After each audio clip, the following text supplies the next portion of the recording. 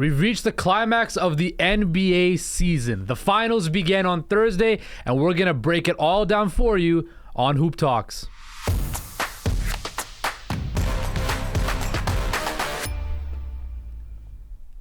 Welcome, everybody, to Hoop Talks. Justin Pooni Jelani Goodridge Reid, your favorite hip-hop talking basketball heads. That's right, Justin. And Jelani, the other thing is this show is going to be not a C-plus show, an A-plus show as per usual, right? Because we're talking about the NBA Finals. Right. Denver Nuggets taking on the Miami Heat. Of course, Miami just came off that massacre in Boston where they just dismantled the Boston Celtics. I have to say that with a lot of things, I was right about that.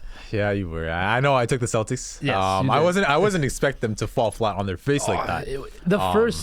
Who would have thought that Miami got out of the gates shooting so bad in Game 7? Yeah. And then they somehow just turned the switch. And then Boston was never able to recover. Jaylen Brown's handles were never able to recover. Looking like some people on Twitter out there, Jaylen Brown's handles. Sorry about that. But anyway, enough with the side comments like that. Let's just get right to it. What if you were to grade this matchup as a basketball fan? What would you give it? I feel like most people would look to other grades. I think it's a pretty good matchup. Yeah. I'd probably give it a B. A B, not a C plus? I don't know. Maybe you might give it a C plus. But I'd go B. Yeah, I'm with you. I think it's a kind of a B plus A minus type of thing because, again, people are saying that the Nuggets are getting disrespected in the media. They're not getting talked about enough. Mike Malone, yeah. Right? Then they have Miami, the second 8th seed to ever make it to the finals, the first play-in team to ever make it to the finals, yeah. Right? Amazing story. Jimmy Butler, Bam Adebayo.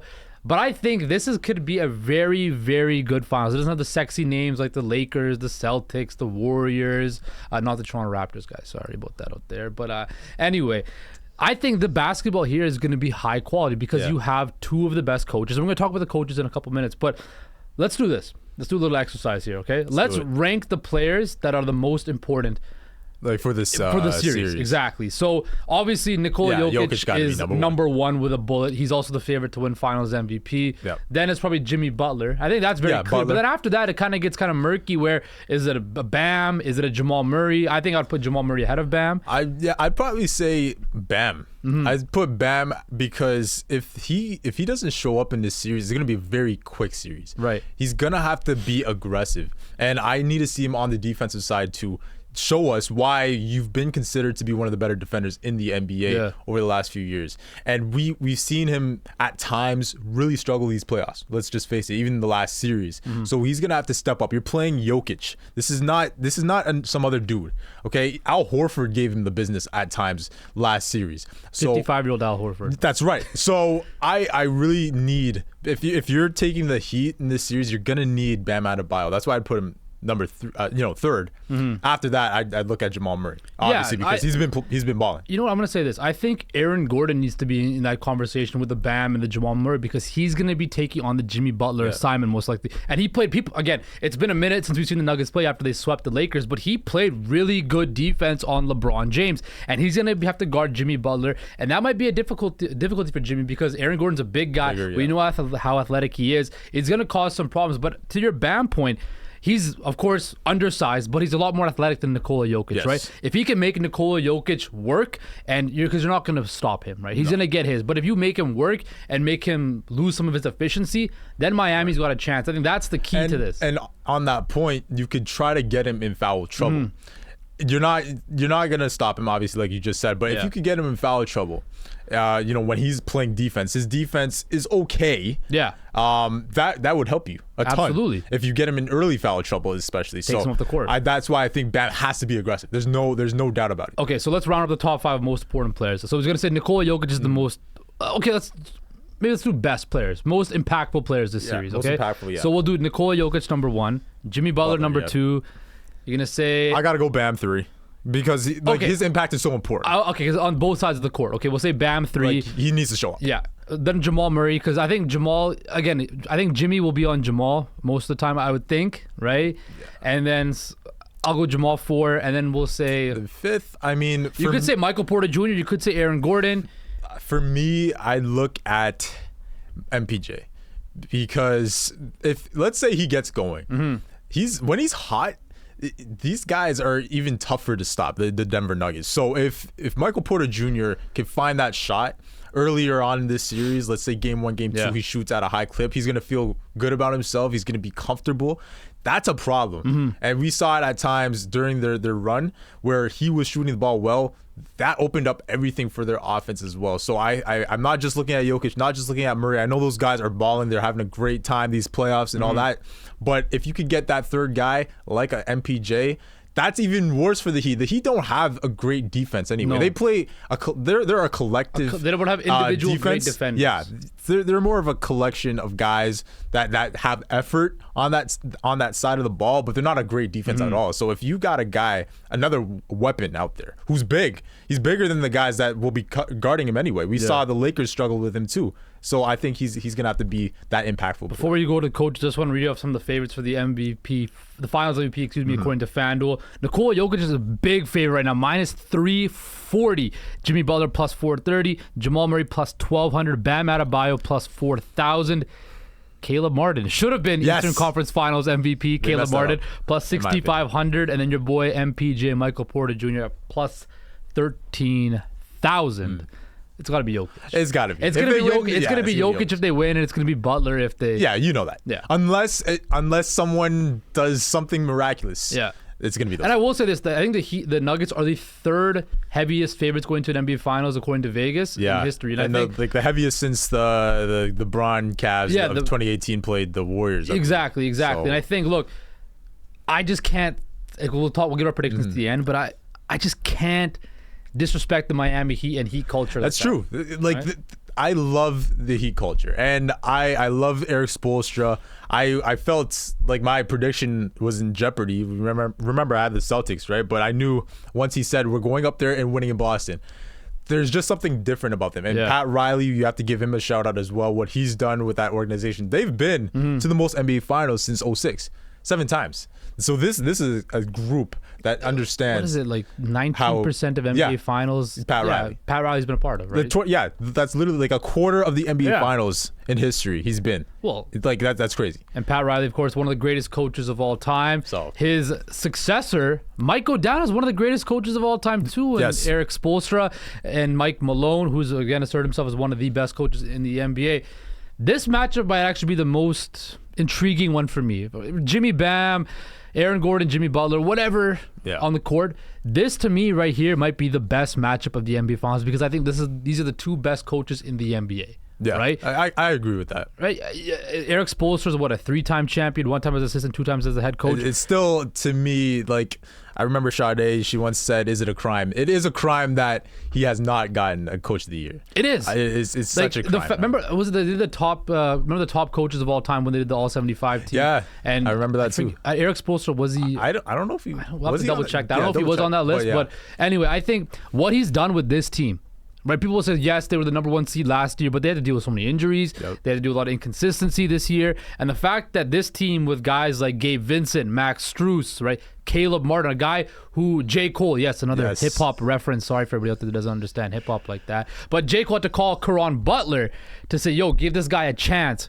And look what happened. That's literally something out of NBA 2K. It actually is. It's crazy. It is. The fact that he had to call J. Cole. So J. Cole is really the MVP of the But then again, you look at Michael Jordan again with the Hornets fumbling the bag on something else. Man. But when I look at this matchup, Jelani, is this kind of the battle to see who the best coach in the league is, or is it kind of just cemented that Eric Spoelstra is the best coach? I think it's a battle for that because also on the other side, you're looking at Mike Malone, and I feel like since getting to Denver, he's done a really good job. Yeah. And it's true, they haven't gotten talked about enough, in my personal opinion. They've been consistent. They've been there year after year. They've made playoff runs. Remember, they did in the bubble go to the conference finals, now in the finals. So he's been here. He's been around the block, and he's done a good job with the group that he's been given. And now that they're healthy for once, because that was the question. Can they be healthy? Can Jamal Murray stay healthy? Can MPJ stay healthy? That was the question. Now that they are, you're seeing what they could have been all these years, and that's due to Mike Malone as well, and he's gotten the most out of this group. So I do think this is the battle of the top 2 in the league. Well, you look at Mike Malone's coaching history. Again, we know the story about Eric Spoelstra coming up to the video room of the Heat and building his way up to become an assistant and the head coach under that Pat Riley and Mickey Arias, that Heat culture. Like he was saying that Pat Riley's the godfather of Heat culture, but he's the caretaker of Heat culture. Yeah, right? I can see that. And I think that was an awesome representation of what he said. Like, he is the guy that's supposed to take the messaging for Pat Riley and give it to the players, and they've done that. They built that. I think the Heat culture next to the Spurs. You got to put in the same light as the Spurs, the Warriors. Again, maybe not the Bulls of the 90s, but it's in that Spurs, that Warriors mentality. Because it's stable. It's stable. Like, when you talk about stability in organization, from top to bottom, the Miami Heat are one of the most stable organizations we've ever seen in the NBA. Yep. And when you look at Mike Malone, just his track record, he started off with the Knicks in the kind of a dark period with Isaiah Thomas. Then he goes to Cleveland with a young LeBron, gets to learn under a young LeBron and being a part of that system. Then he goes to Golden State under Mark Jackson, just at the beginning of that new dynasty, that new era. Then he was a head coach, of course, in Sacramento for a couple of years. When he got fired, I was actually mad. Yeah. I felt like they made a big mistake. Look, and that to come, how many years did it take the Sacramento Kings to finally get back to relevancy, right? And then he's been in Denver, and they were a rebuilding team just after the Carmelo Anthony era, and now they slowly built this team back up to now where they're a Western Conference contender. They're in the NBA Finals. So I think the two things about these coaches that really impress me is the way they're able to build cultures and build sustainable and successful organizations. Look, Denver, you know me, I said Denver has to show me in the playoffs. Well, they showed me in the playoffs this year that Nikola Jokic can be that guy. Jamal Murray can be that number 2. Michael Porter Jr., Aaron Gordon, guys like KCP, Bruce Brown, they have the right role players in place, and that's why they're such a big favorites.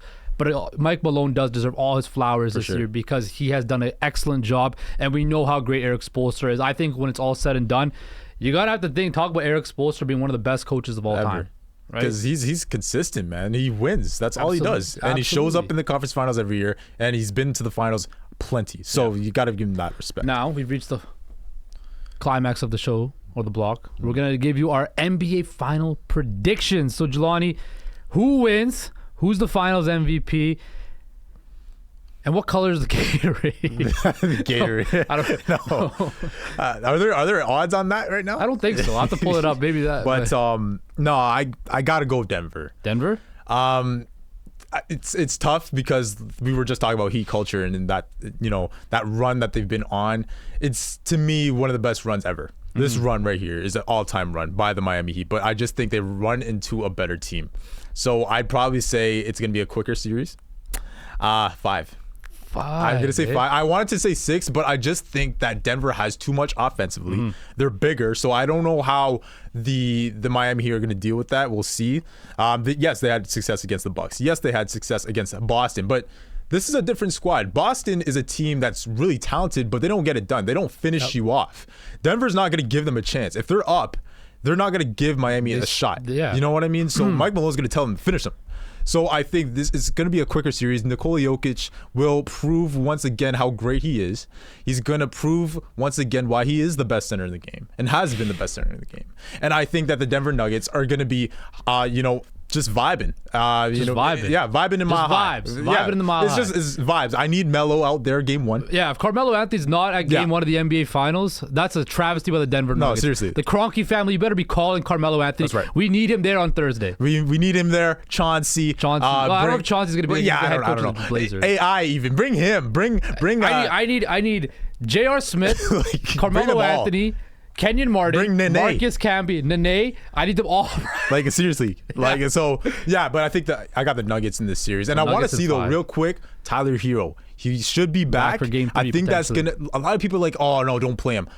Buddy, he's too talented not to play. Now, don't mess up the rotation. He's going to have to play... You're going to take down his minutes, but he is a guy that could give you a boost in terms of scoring. He is their second leading scorer on the year. I get it. He's going to be hunted on defense. But still, I just think he's too good of a player not to put back or ease back into the rotation. I know. Okay, so Nikola Jokic is your finals MVP. Denver Nuggets in 5. Yeah. I want to say Miami Heat in 6. I want to. Say that. You know what? I am going to say Be confident in Miami Heat in 6 games. Miami's going to win, steal game 1 in Denver because Denver is going to be rusty. Miami's going to win game 1. They're going to win 2 games at home. They're going to lose game 5, and they're going to come back home to South Beach and win the NBA Finals at home. The 8th seed is going to win the NBA championship. Crazy, man. Jimmy Butler is going to cap off a historic one. And here's the other thing. We've heard about Gabe Vincent. We've heard about Caleb Martin. Yep. We haven't heard a lot about Max Strus yet. Right? And I want to say this also. Kyle Lowry, finals experience, champion, right? Let me ask you this quickly, though. If Kyle Lowry wins the NBA title, how does that rank amongst the all-time Raptor moments? Oh, bro, we're taking that. We're claiming that. You know that. You know that, too. Oh, man. And Jamal, if he wins, it's a Canadian moment, it's too. It's a Toronto thing. Okay, I get it. But look, I'm going to go, you know what? My head's saying Miami, but my head's saying Denver, but I'm gonna go with my heart. I want the Miami Heat to win the NBA Finals in Game 6. Jimmy Butler's your Finals MVP, and Heat culture once again is cemented as kings of the NBA. That's what time we have for Hoop Talks. For Jelani Goodridge Reid, I'm Justin Pooni. That's my laminate wall in the background. If you don't like it, we'll deal with it. We'll see you later on Friday.